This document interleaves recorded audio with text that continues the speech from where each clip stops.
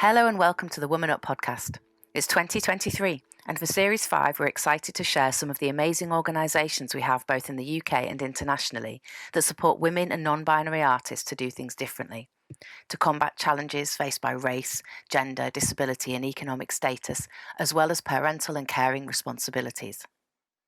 For our first episode for Series 5, we go back to our roots by speaking with an organisation akin to Desperate Artwives, the project founded by our producer Amy Dignam and that launched our podcast in the first place. Today we speak with Lauren McLaughlin, founder of Spilt Milk Gallery, as well as one of the artist members of Spilt Milk, Michelle Gallagher. Spilt Milk Gallery is a social enterprise based in Edinburgh, whose mission is to support the work of artists who identify as mothers and to empower mothers in their community through artist-led activities. They also support and advocate for artist mothers through an international membership network, an online and pop-up exhibitions programme, peer support, mentoring and professional development opportunities. And they support mothers and families in the local community through creative workshops and family-friendly events.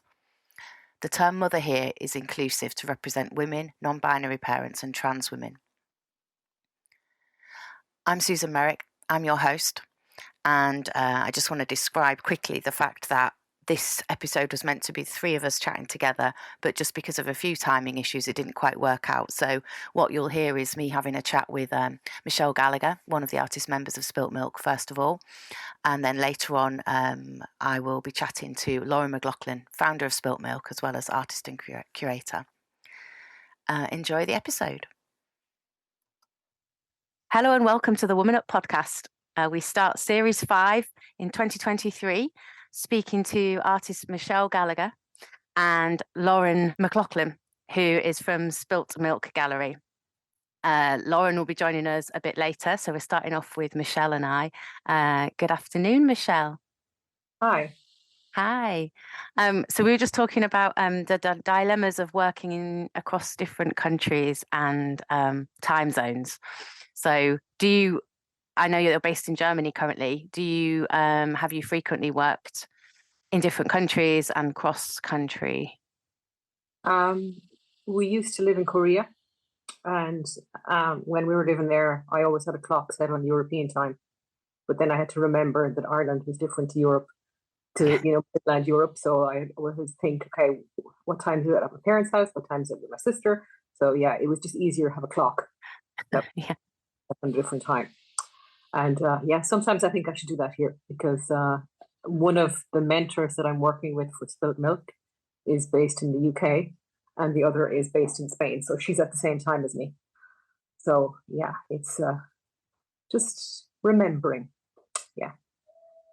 So I'm interested to know, first of all, before we talk about your practice, or maybe it will come into it, how did you get involved with Spilt Milk Gallery, and what's that?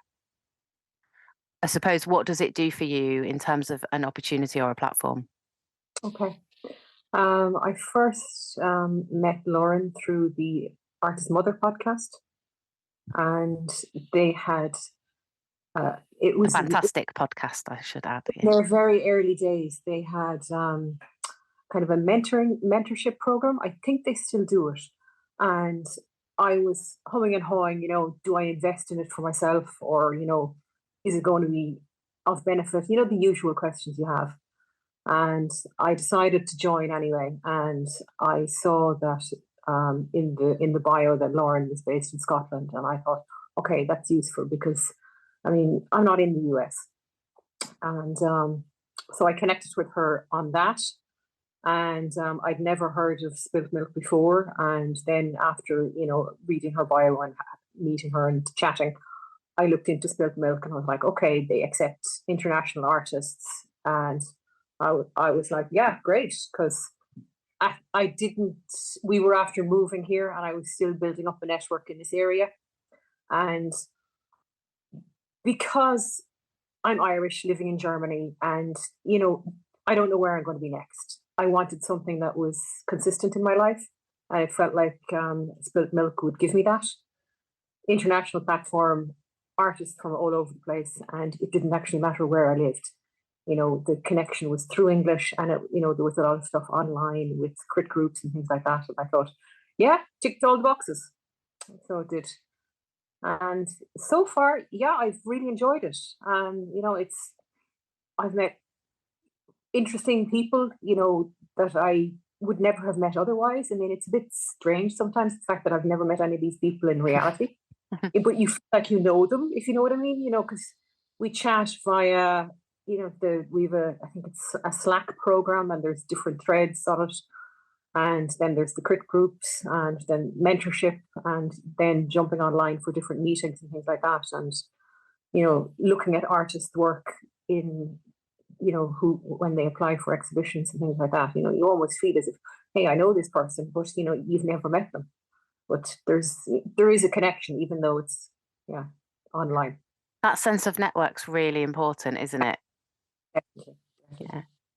Yeah. Have you always found that sense of network important as an artist, or is it something that changed when you became a parent, or has it always been apparent? I think it has always been there, but I don't think I realized how important it was until I became a parent. Because I think, as a parent, there's a lot of isolation. When children are young, you're home with the kids, or you're the person who's out to work. It depends on the scenario, but there's less time for networking, and your energies and everything else are kind of drained because the focus is on smaller people and their needs. And I guess, you know because we always lived away from our home countries, we never had a family network and friends and things like that. There's only so much that you can ask, and otherwise it's yourself, or you pay for it, and you weigh up. Do I want to buy art supplies, or do I want to have a babysitter? It's it's a question of balance. And I think also, as I've gotten older, yeah, I like the community, I like the network, and I think it should have been made. Maybe I wasn't listening when I was in college. I don't know, or maybe I was just young, free, and single, and thought I didn't need it. I don't know. We've had these conversations quite a bit. I was involved in a panel talk at the Missing Mother conference organised by Martina Milani a couple of years ago now. And within that, we're talking about the fact that there's been this kind of support around, very clearly, if you are a parent artist, or if you know of these organisations and platforms, for about 15 years, I guess now. But and then prior to that, we either didn't know about things or we haven't heard about it. But even in that 15 years, younger people coming through who maybe aren't thinking about when they're going to be parents, or even if, or what kind of support they might need, just are not aware of it because it's not something that's it's not promoted outside of our own networks. So until you're searching for it, you don't know it's even there, or why you would even need it, I guess. I think you were dead right with that, Yeah. because yeah, it's a niche group, and Yeah. but there are needs and wants within that group, and I definitely think that. As a mother and as an artist, there's a huge amount of juggling. Yeah. It's full-time job, both ends. Yeah. And I think the what the platforms and organisations are doing now, including the Artist Parent Coalition, is that correct? That Hetty Judah has been involved with setting up. So, and the work that's been behind that with the Desperate Art Wives, with Spilt Milk Gallery, with Procreate Project, the work that those artists and those collectives are doing is around making the art world itself more flexible, so that it doesn't have to be about a niche area that people have to go in order to be able to access it, but actually the art world in general can be more flexible, because then it not only allows parent artists to access it, but it makes it more flexible for lots of other people as well, who may not be a parent artist but have similar needs for flexibility, or similar needs to be thinking about economics, or language, or all sorts. Yeah, so I think there's so many uses for it economically, politically, socially. Um, Yeah, I would agree. I mean, an index of information that's continuously updated is fantastic yeah, because yeah, it's I mean, but there's a lot of digging that you need to do in order to find it. yeah, absolutely. Yeah, at the moment, it's not just visible, is it? Oh, it's not. It's not. Yeah, I mean, I've seen some things here, and it looked great, but you know, your age, your child needs to be a certain age to apply, and my kids were too old, and but okay. the needs are still there. But also like I'd love to go off and do a residency, but now isn't the right time. I'm sure the time will come, and yeah, it's school and things like that are involved, so Yeah, it's very different. difficult. Yeah. So I'd love to hear about your practice, Michelle. You work mainly in sculpture, is that correct? Sort of. Um, Tell me more. I would consider myself to be kind of multidisciplinary. I really enjoy working in clay. I always go back to it, but I draw, I paint, I do printmaking, paper mache, really mixed photography. Whatever I feel like doing, really. Mhm. So, and since college, I've been like that. I think that's why I chose sculpture because there was no fixed, there was no boundary to it. Yeah. I, it was the 1990s and video art and all of that was kind of becoming more interesting, and there was an awful lot of performance. And yeah, it's just open ended. And I like clay, but it isn't very nice to my fingers all of the time. And it's a slow process, which is really good because you can switch off and you can really go into a zone. But it also takes time to dry, and then I do other things while I'm waiting for things or waiting for the kiln. And yeah, so I work around it, and depending on the idea, the idea presents itself usually with the material and how I'm going to make it when I'm thinking about things. So, what are your main influences? I know that you've worked with some themes of motherhood, like thinking about work and balance. Is that a large part of your influence currently, or is that just bits and pieces? I think it's just bits and pieces. I think it's mainly just me navigating the world as a woman and how I see things. Sometimes I might read something in the newspaper and it sparks an idea, or I mean, it's really changes.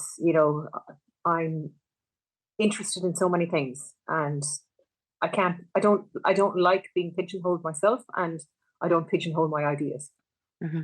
Depending on what comes, I just follow it. I mean, at the moment, I'm thinking, I'm working with the idea of headspace and, what goes on in my own head and how other people might perceive the faces that I'm making. They will get their own interpretations from it. And, is it that kind of good headspace, bad headspace? I think also as I get older, I mean, you start thinking about, you know, is it hormonal brain affecting how I'm thinking? There's, is there memory loss? Is there different things, or is there just too much going on? And it's thinking about that kind of thing at the moment. So yeah, So I don't know. I'm looking at your website at the moment and Okay, nosy, and I'm really drawn to. I am drawn to your ceramics at the bottom, the legs with the items on top of them. So is it an iron placed on top of? website or Instagram? Yeah, Because Instagram is more. website website with Iron Lady, Yes, Contemporary Goddess, and Pink Boots and Attitude. that was that series came about during the pandemic when we were all trapped at home, Mm. and yeah, I guess I, like everyone else, was thinking about all of the things that I was juggling, and it became more pronounced than normal. And the Iron Lady was born.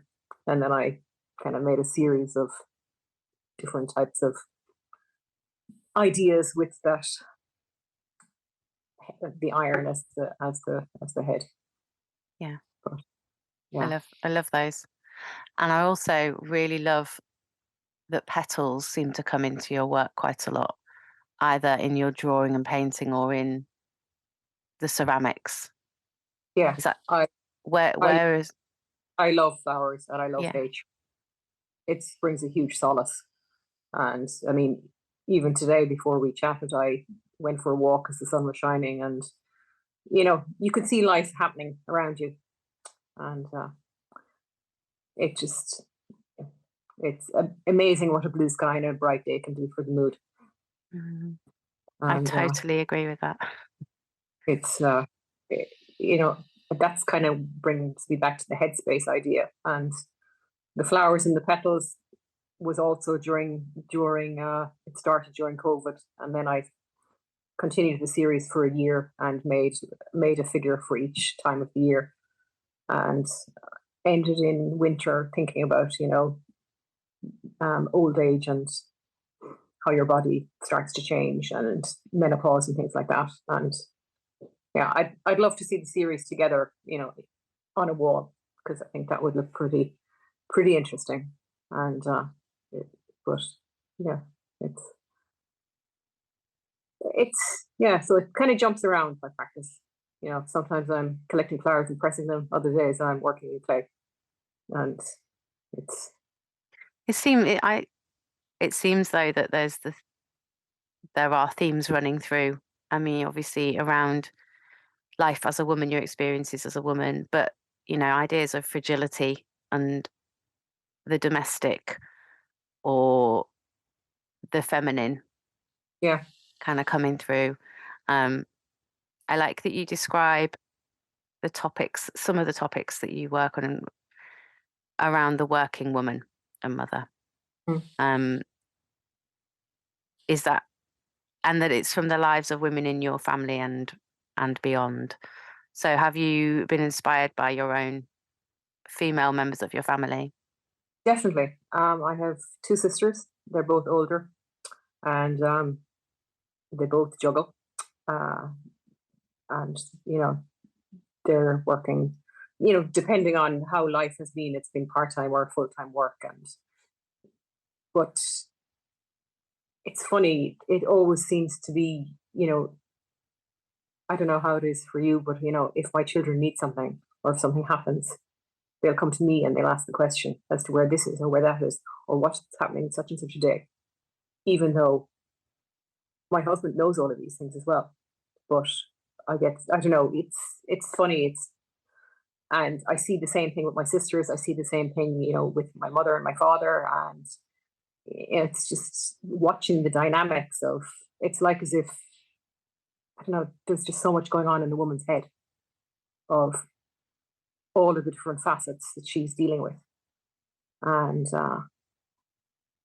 I I don't know if the male brain works that way, or if they can, I mean, like That's an I interesting generalization, Michelle. like I mean, I cannot fall asleep in the middle of the day, even when I'm exhausted or sick or whatever. I can't. Whereas I see my father, I see my husband, and it's literally lights out, snooze for 10 minutes. I'm like, I wish I could do that. This little power nap, and I can power nap, I'm afraid. I would love to be able to power nap. But yeah, so maybe it's just my brain. I think we're all wired a bit differently, aren't we? We are all Um, wired. I don't know if I've always been able to power nap. I think that's a skill that I gained from becoming a parent. I got so tired that no, I did used to nap before that. Pregnancy, definitely. Yeah, no, yeah. I think it's a skill I would like to learn. Benefit me. Yeah. Yeah, but it's kind of off topic.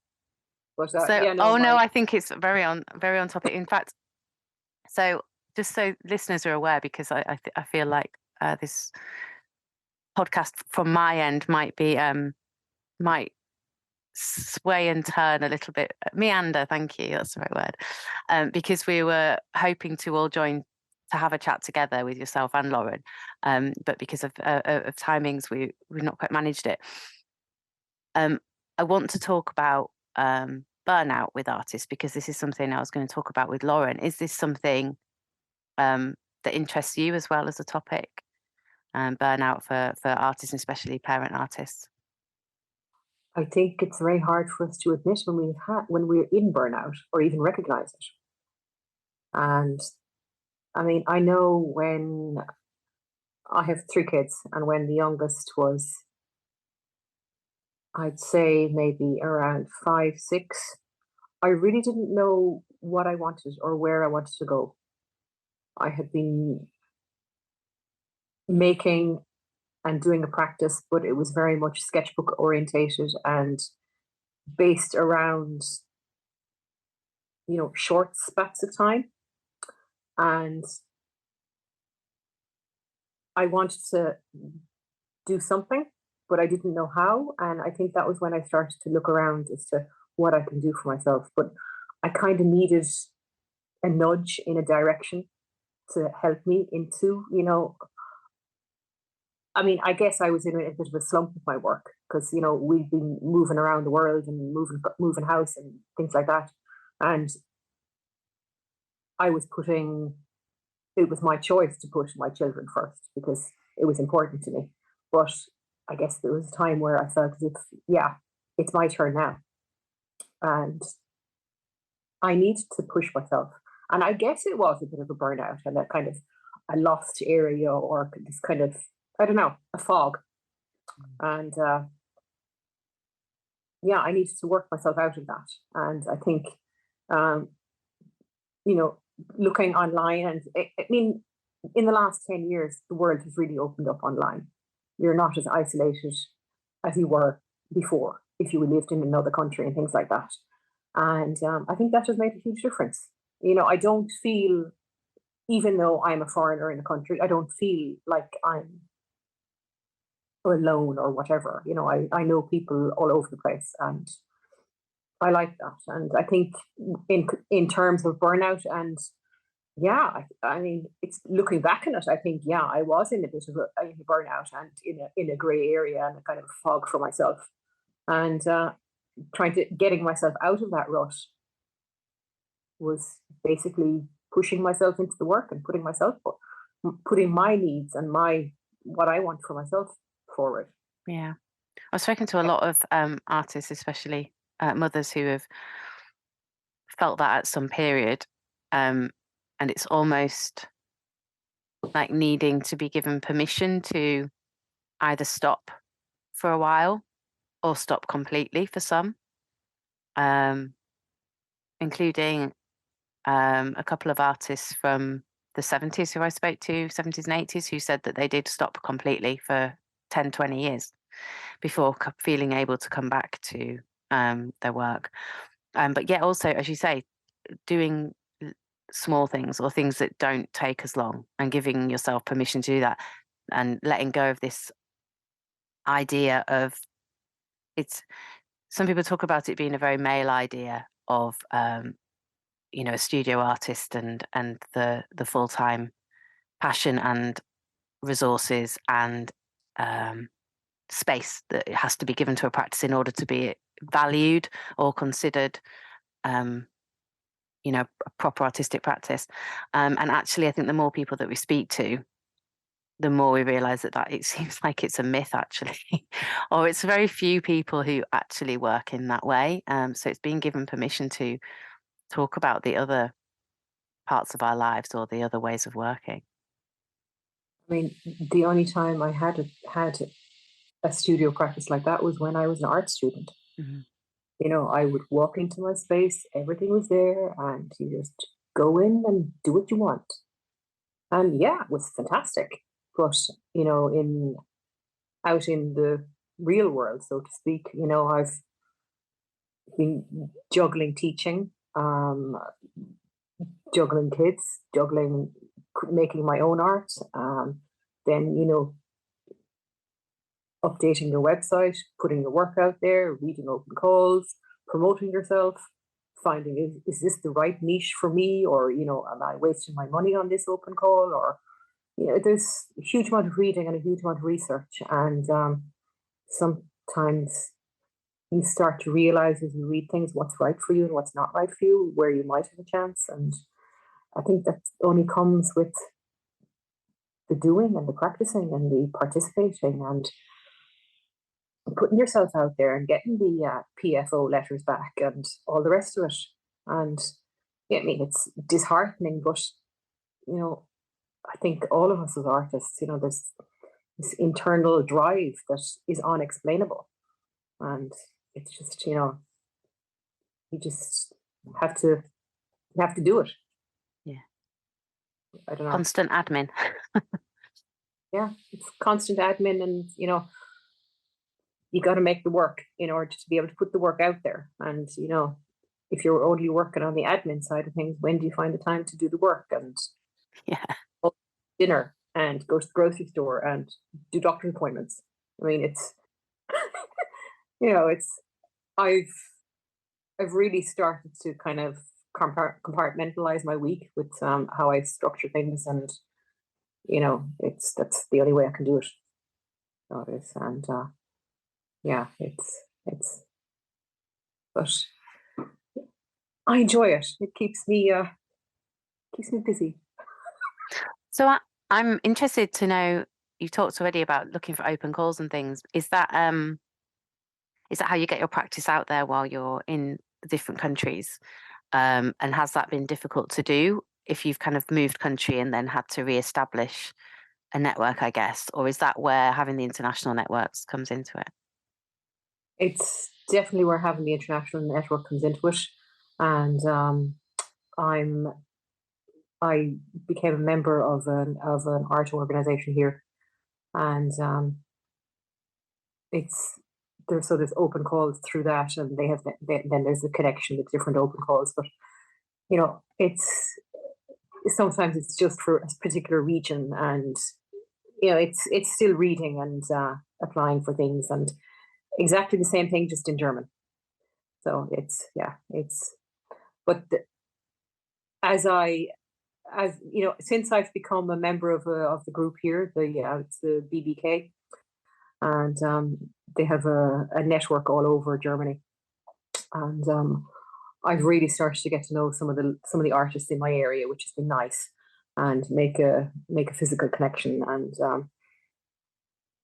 it's also very different how the art schools work here to what I know, and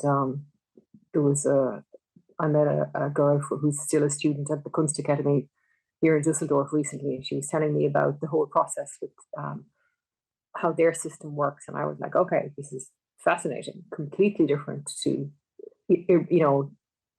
Ireland and Erasmus and all of that, and yeah, it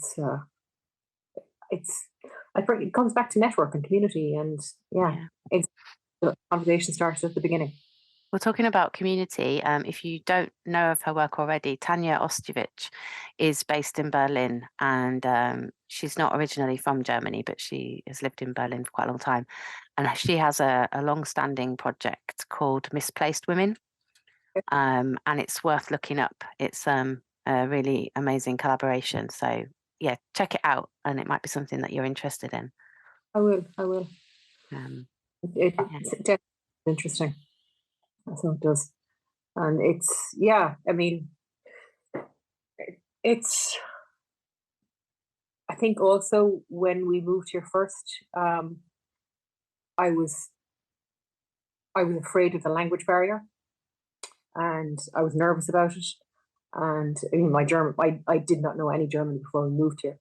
Wow. And it's a work in progress, and just like life, just like art, and it's I think having joined Spilt Milk and put myself out there with that and gained some confidence through being crit groups and things like that, it definitely gave me the confidence to do something here and kind of push my practice and push myself out there. I mean, you could make the work and keep it in a hole in the ground and nobody sees it, but if yeah, it's putting yourself out there. It's the vulnerability of that. And also, I think as a female artist, depending on the subject matter of your work and the feedback that you get from it, it can also be, it puts you in a vulnerable place, and the people who look at it and all the rest of it. So yeah, it's. Thanks, Michelle. I think that's a really good place to stop, and I will pause and wait for Lauren to join as well. It's really, really lovely to talk to you. Thank you. I hope I have explained things as well as possible. Yeah, no, that's lovely. It's nice to have somebody from Spilt Milk as well, so that we get to hear about how the organisation's been, support to you. So, I mean, for me, why I was drawn to Spilt Milk was also Lauren. I mean, I don't know. She has a certain diplomacy, but also she's really direct, and I liked that. And there was no crap with her. It was straight and it was honest, and this is why I'm here. This is what I want to do. If you're on board, great. If you're not, fine. There was no gray area, and she gives it her all. And I think it's a fantastic organization, and yeah, I think there are huge benefits in being a member of it. I'm really excited to welcome Lauren McLaughlin to the chat. Hi, Lauren. Hi, nice to see you. Thanks for having me. Nice to see you too. Oh, you're very welcome. Lauren is the founder of the Spilt Milk Gallery, and is also a curator and artist in her own right as well. Lauren, please can you tell me how Spilt Milk came about and what the purpose is? Yeah, so it came about in, I think it was 2018. So I had, can't think back all this time, how did it come about? It seems so long ago now. I had it was kind of born from my own experience of being an artist and a mum, and feeling very isolated. I think, even if we go back yeah, at the time I graduated, which was 10 years ago now, the conversations around art and motherhood and the visibility just really wasn't what it is today. We have come a long way. I felt like I was the only artist mother in the world at many times, kind of feeling quite isolated, working at home, not having a studio, not having access to kind of networks of other artists, and discovering that there was lots of barriers to career development, such as not being able to travel, do residencies. So there's loads of kind of things that I was experiencing that I think after the first couple of years of being like a graduate artist, I started connecting with other mother artists online, and that was people like Amy Dignam, who was hugely influential, and started connecting with all these other artist mums that were making work about the maternal experience as well, which is what I was doing as well, and suddenly realized, there's a whole world of us out there. It's just that we're all isolated in our own little bubbles because it's very difficult to connect. And the internet and social media and Facebook and Instagram has obviously helped a huge amount and been able to connect us. So that was a bit of a waffle, but getting back to your question. It was so I was really inspired by what lots of artists were doing, kind of popping up in their own locations, putting on their own exhibitions. At that time, I'd been working part-time in a gallery as my sort of day job, and so I'd kind of gained some experience in terms of putting on exhibitions and curating shows. And I just kind of decided that we need to do something for artist mums. So originally it was just going to be, I invited some other artist mothers that I knew to take part, put up a website, and I thought it might just be 1 or 2 exhibitions. And that was 5 years ago. So it's kind of kept on developing from there. And now it's So really the purpose is to create opportunities for artist mums to have their work made visible, but also reduce isolation by creating a community of support and being inspired by one another, hearing from other artists and from all over the world, and kind of supporting professional development as well. So that's our purpose. Well, that's exactly what Michelle said she wanted from it and gets from being a member of Spilt Milk. So that's really fantastic that's exactly what the aim is. And she said all of that basically. She's found it a really amazing support, and especially being international herself, like being able to speak to other artists, connect with them, see other work, talk about, do the crits and have a mentor, that kind of thing. Yeah, definitely. And I think that's the reason that most members join, is they want that community of support where you can talk about anything and know that everyone's kind of in the same boat. We have all sorts of interesting conversations during crit groups, which is amazing. You're based in Scotland, right, Lauren? And was the intention initially to kind of be a Scottish base, or was it always to kind of grow and be international? It was kind of, when I first started, it was very much rooted local because I wanted that in-person connection. But it was kind of a two-pronged approach in a way, because I wanted to give international artists the opportunity to exhibit somewhere else, exhibit internationally, but also bringing local communities to see these new artists. So I was also, when I first started Spilt Milk, I was also running a lot of community workshops with young mums, or mums that were just on maternity leave. And another big part of my mission was to make art accessible for all types of mums, in that they could bring their babies with them to the workshop. And also in exhibitions, we always made it really kid friendly. We had kids tables and that kind of thing. So my vision has always been to kind of bring those two aspects together. So having this exhibition gallery space that was open to international artists bringing all this amazing work to Scotland, but also engaging with the local community and providing accessible opportunities. But I suppose it kind of grew internationally in a way that I wasn't expecting, and probably the pandemic was the main reason for that, because we went online and kind of opened up to loads of different artists all over the world, and that kind of really grew. Do you have a physical gallery space, or do you use different spaces when you're running exhibitions? So we kind of pop up, and at the moment we're based in the same building, but we don't have like a full-time continuous program. We share the space with other organizations and other artists. But we're kind of looking at doing more partnership working at the moment. We don't have a lot of resources. In fact, we hardly have any resources, to be honest. So partnership working is a really good way of still kind of maintaining having the opportunities and exhibitions, but partnering with more established organizations that have physical premises and, money, which is something we're always struggling for. I think that might be the way forward for a while, is kind of popping up in various locations and partnering.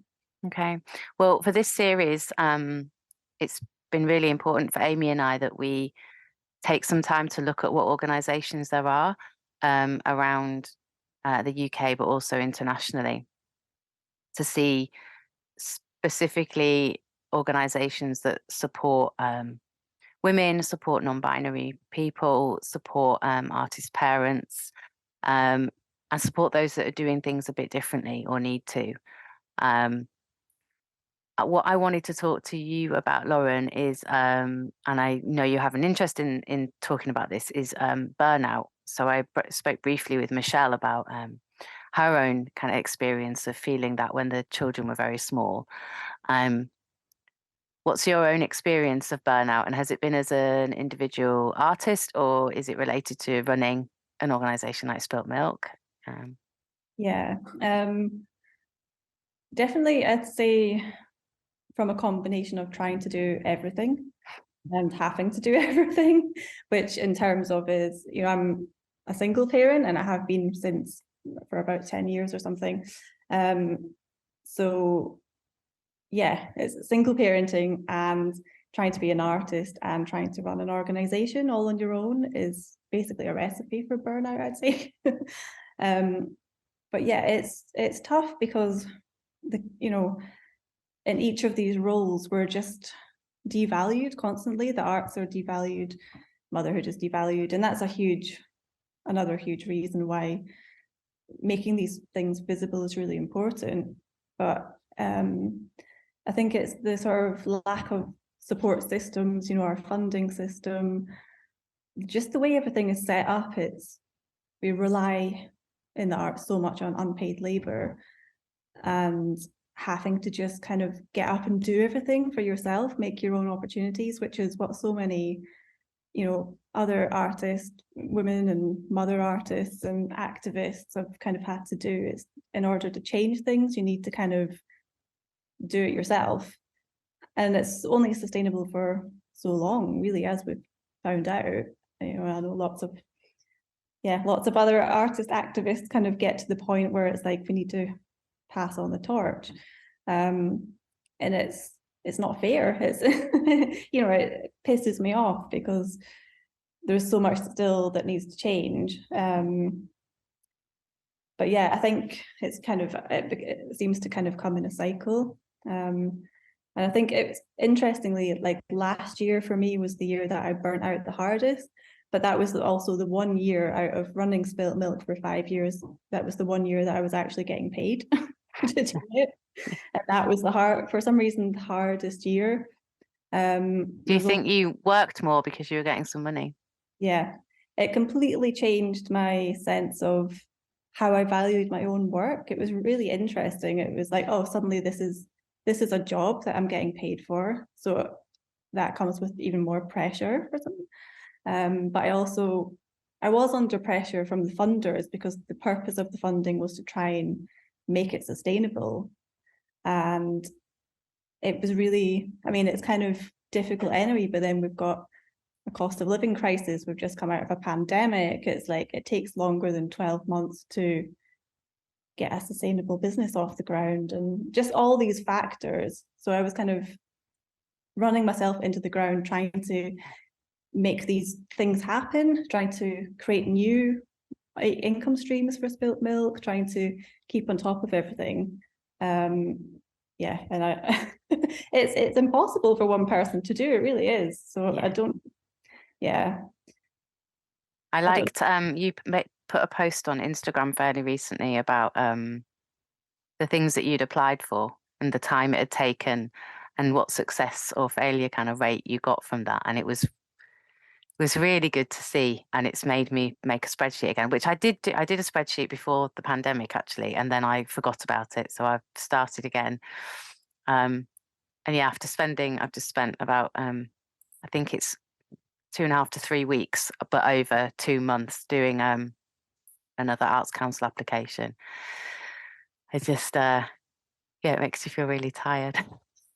It's very yeah, and when you know that in any project, or at least in my experience, I've known that there's like a limited amount of time, usually 12 months, maybe a little bit longer, and then you're going to have to do that again each time, and and there's no definite funding at the end of it either. Yeah, you're always just kind of, and it means that you can't really plan ahead that far. You can never really plan ahead more than, I don't know, 12 months or something before you need to kind of reassess the whole situation and figure out, okay, well, what's the next step, or how long do we need to wait for the next funding to come through? And yeah, it's constant. But I think, yeah, keeping track of it, it's made me realize all the different aspects of unpaid labor, as an artist as well, writing applications or just searching for things that you want to apply for can take up so much time. Yeah. And it's like, where does your own studio practice come in? When do you find the time for that in amongst everything else? Yeah, so running an organisation like Spilt Milk, do you find you give yourself time for your own practice? And what does your own practice look like, Lauren? Oh, yeah. Yeah, I'm really trying hard this year to make it a priority. And I think that's a constant, that's actually a struggle that I think a lot, particularly artist mums, discover, is that your own studio practice can tend to get, put to the bottom of the pile, because there's always something else happening, or there's, the kids need something, or, and it's like we need to change the way we value our own practice. And, I'm telling myself this as well.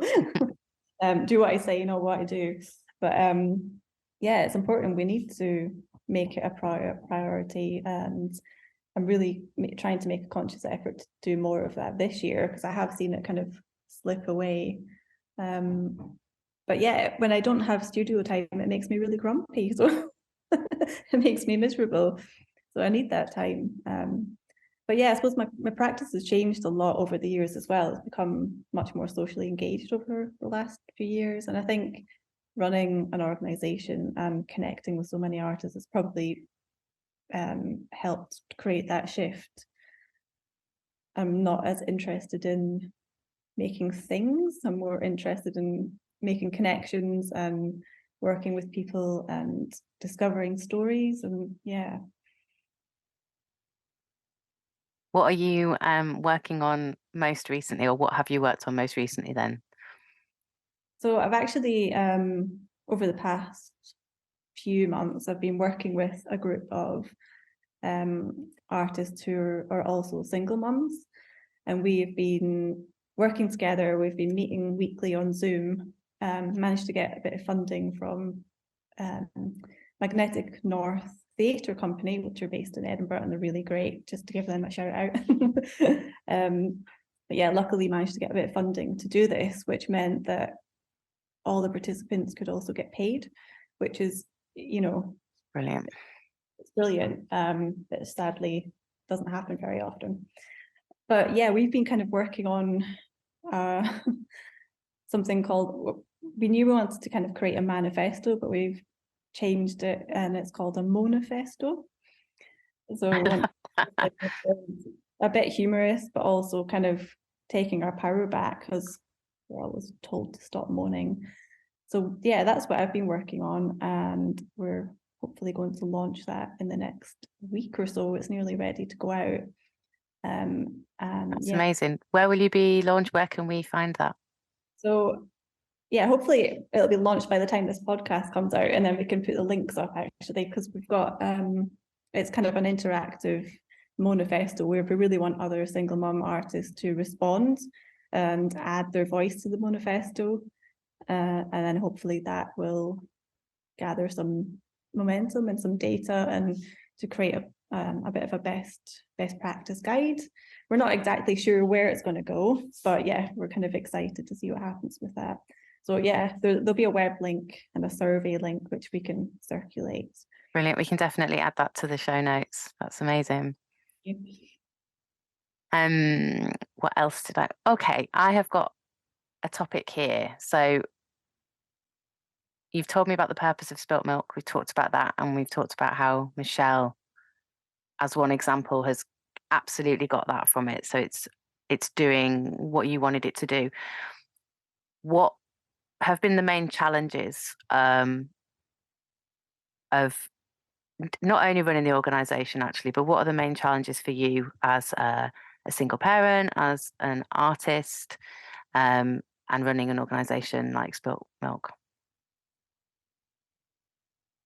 So honestly, the main challenges are money, and financial instability. I was going to say stability, but no, it's instability. And that's not, and it's something that I quite like talking about, but I know it makes a lot of other people really uncomfortable talking about money and the lack of money. But we really need to have these conversations, especially in the arts. It's not just the unpaid labour, but for example, so the funding I got last year, the funders set the salary, so it's a set salary, and it's not enough to live on. So you're working full time and getting a salary that's below what you would expect to get as a new graduate, and so I was doing other freelance work on top of it, but also receiving universal credit because I have to, I've got a family to feed. Yeah. And so many, I think this is one thing that's kind of come out of with working with other single mums, is like, we're all in the same boat really, but nobody talks about it. So yeah, and there's a big stigma to being a single parent, I think, as well. There's lots of issues around that, but it kind of made me realize, like, okay, this is why single parents generally don't run organizations, because it's really difficult, and especially there when are too many barriers in place. And then you're kind of going home and you're the one that's doing everything at home as well. So yeah, it's a challenge. And again, I think I'm realizing that, even my experience of setting Spilt Milk up, I was, I couldn't go to openings unless I got a babysitter. I didn't have a partner that could babysit for me, or all these kind of childcare issues were kind of exaggerated by being a lone parent. Yeah. So yeah, it's getting all negative. No, because my next question is, and what have the joys been of running an organisation like Spilt Milk? Because it's fine to be negative. It's fine to talk about the difficulties, because actually that's a reality, and you're right, we do need to talk about that. It's one of the reasons I'm part of a peer artist support group, and we talked, and I spoke about the fact that I was really exhausted after a year and a half, or 2.5 years of running the project I've been running separately to the podcast, and I got a really good amount of funding, but it covered about 1 day a week, and there was more work than that. So I'm really knackered from it, and I've really loved it, and it's brilliant, but I'm ready for a break from it. And I'm lucky that I have other work that I can do that I love as well. So I can, when I'm not getting money for artwork, I can do more of my interpreting work. And, that's the real privilege that I've got. But another artist felt really sad for me. And I was like, no, please don't feel sad for me. I'm okay with that. It works for me and it gives me variety. But it is the reality of, even when you get funding, it's very unlikely to cover you 5 days a week at an amount that, well, actually I was paid well for that 1 day a week, but it's 1 day a week. Yeah, and I think that is the issue. And I think, and that's, talking about burnout and that kind of thing as well. It's like, yeah, I love what I do, and I wake up and I think I'm so lucky that I get to work in an industry that I absolutely love, like with amazing people. There's so many great things in terms of, and that's probably another reason in terms of setting up your own community or organization. It's like, I'm my own boss. I can, get up and walk the dog and start work at 11 if I want to, or take a break or work flexibly, where we just wouldn't be able to do that in another kind of industry or job. Or I take my laptop and go and work somewhere completely different. So there's loads of great things. And it's, I always try and remind myself that I love this. I mean, I love what I do. But I think it gets to the point where it's like the sort of practical things just get so much that they take over, and then I start forgetting that I love it. If that makes sense. Yeah, completely. When you're exhausted or you're overworked or you've not got enough to, pay your studio rent or something, then it's like you start forgetting about all the joyful things. But yeah, it is. And I think the best thing for me is I've been able to connect with so many other artists all over the world that I just never would have crossed paths with. I'm constantly inspired and excited. Like when a new artist joins up to Spilt Milk and then they send images of their work, I'm like, oh wow, this artist is doing this and she lives there. And it kind of, that's what brings me joy. And then connecting other artists together, and I've seen collaborations happen, and international exchanges, and it's a really supportive community where, there was a quote I saw on Instagram probably recently. It was something like, surround yourself with people that will shout your name in a room full of opportunities. And I was like, yes, that's exactly what it is. It's everyone's kind of like got each other's backs, and we want to see everyone do well. Community over competition, and that's the best thing about it, I think. That's amazing. That's a wonderful place to finish, I think, Lauren. Really, great quote. Yeah, no. Really, lovely. Because it is tough, but what you're doing is fantastic. And as we heard from Michelle earlier, is really making a difference to other artists. So, really important work. Yeah, just keep going. Yeah. And if anybody wants to give Lauren any money for Spilt Milk, then that would be great. We'll have contact details in the show notes. Yeah, I was literally going to say, by the way, if anyone wants to donate, so that'd be great. Absolutely. Yeah, we'll put any links in the show notes as well. Perfect. Thank you. Thanks so much for coming to talk to us, Lauren. Yeah, thank you for having us, Susan. And look forward to listening to season 5. You've been listening to the Woman Up podcast. This podcast is produced by artists Amy Dignam and Susan Merrick in association with the Women's Art Library. You can find many more episodes by subscribing to us on all of your usual podcasting platforms or by following us on Instagram at woman.up.podcast.